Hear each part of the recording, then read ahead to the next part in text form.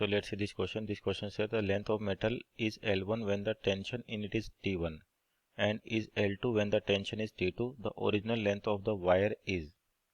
तो देखिए आपके पास यहाँ पर कंडीशन दे रखी है, एक वायर है जिस पर अगर टेंशन T1 है तो लेंथ कितनी टोटल L1 है और T2 है तो लेंथ कितनी L2। तो आपको ओरिजिनल लेंथ बतानी है। तो पहले तो की कॉन्सेप्ट की बात करें कि आपका की कॉन्सेप्ट क्या होगा।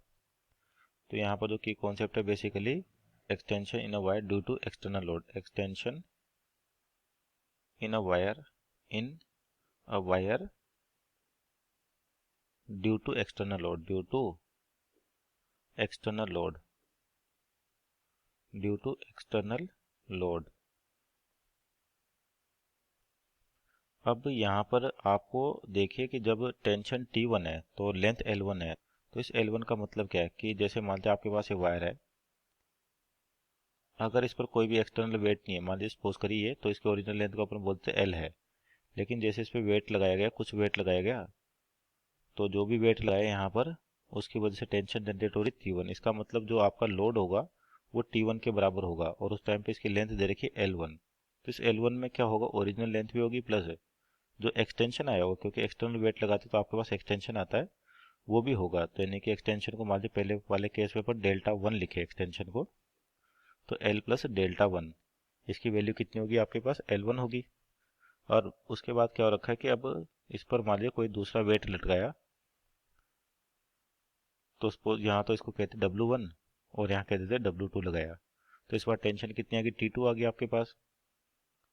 और जो लेंथ दी है वो L2 है, तो इस L2 में क्या होगा, ओरिजिनल लेंथ भी होगी प्लस इस वेट के कारण कोई एक्सटेंशन आया होगा आपके पास, सपोज करिए इसको डेल्टा 2 कहें अपन, तो वो भी होगा। तो L प्लस डेल्टा 2 ये होगा आपके पास।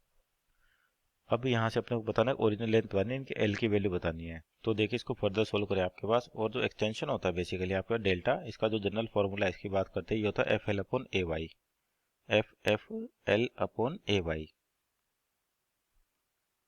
तो यहाँ पे एफ तो हो गया लोड या एक्सटर्नल फोर्स, एल होगी लेंथ, ए हो गया area of cross section, Y हो गया इसका यंग्स मॉडुलस। यहाँ से देखिए डेल्टा 1 और डेल्टा 2 की वैल्यू निकालें, तो डेल्टा 1 कितना हो जाएगा आपके पास, डेल्टा 1 यानी कि एफ एल अपॉन वाई। तो इसके लिए आपके पास लोड कितना है, T1 है, टेंशन आती तो वेट कितना होगा, T1 के बराबर होगा, एक्सटर्नल फोर्स T1 के बराबर होगा, into L original length upon A cross section area into Y Young's modulus. उसी तरह से डेल्टा 2 निकाले अपन सिमिलरली आपके पास, इस बार जो लोड होगा यानी कि फोर्स वो T2 के बराबर होगी into original length divide by A cross section area into Young's modulus.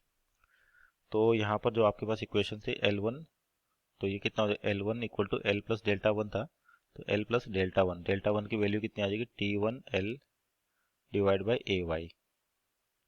और यहाँ से सपोज करिए अपन वैल्यू निकाले L1 माइनस एल की, तो ये कितना हो जाएगा, T1 L upon A Y.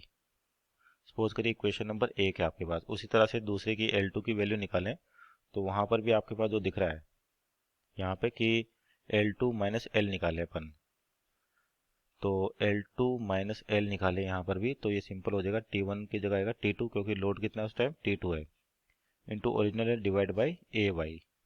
बोल देते इक्वेशन नंबर 2 है, तो दोनों को डिवाइड कर दें, इक्वेशन 1 डिवाइड बाई इक्वेशन 2, तो आपके पास कितना होगा, L1 minus L divide by L2 minus L equal to, जो कांस्टेंट वैल्यू से वो कट जाएंगी, तो देखिए यहाँ पर एल ए वाई ये कट जाएगा, तो सिंपल बचेगा T1 upon T2, T1 upon T2। तो इसको फर्दर सोल्व करें तो आ जाएगा आपके पास, क्रॉस मल्टीप्लाई करें T2 L1 minus T2 L equal to, ये हो जाएगा T1 L2 minus T1 L। तो अपने को वैल्यू चाहिए ओरिजिनल लेंथ यानी कि L की वैल्यू निकालनी है अपने पास। तो मान लीजिए इस वाले टर्म को अपन इधर लेके आए, आपके पास किसको, T1 L को इधर लेके आए, तो ये माइनस का तो प्लस का हो जाएगा, तो यहाँ से और L कॉमन आ जाएगा, तो बचेगा कितना आपके पास, क्या हो जाएगा, T1 माइनस T2। और इस वाले टर्म को इधर लेके आए अपने पास T2 L1 को, तो ये हो जाएगा T1 L1 minus T2 L1, T2 ये तो है L2 आपके पास, T2 L1। तो यहाँ से ओरिजिनल जो लेंथ आ जाएगी आपके पास L, इसकी क्या वैल्यू हो जाएगी, T1 L2 minus T2 L1 divide by T1 minus T2। T1 minus T2। तो आपके पास यहाँ पे ऑप्शन चेक करें कि आपके पास कौन सा आंसर मैच करेगा। तो यहाँ देखिए आपके पास है, तो माइनस आपके पास इसी टर्म में, तो T2 L1 minus L2 T1। तो आपका कितना रहा था यहाँ पर, T2 L1 आगे है और यहाँ पे T2 माइनस।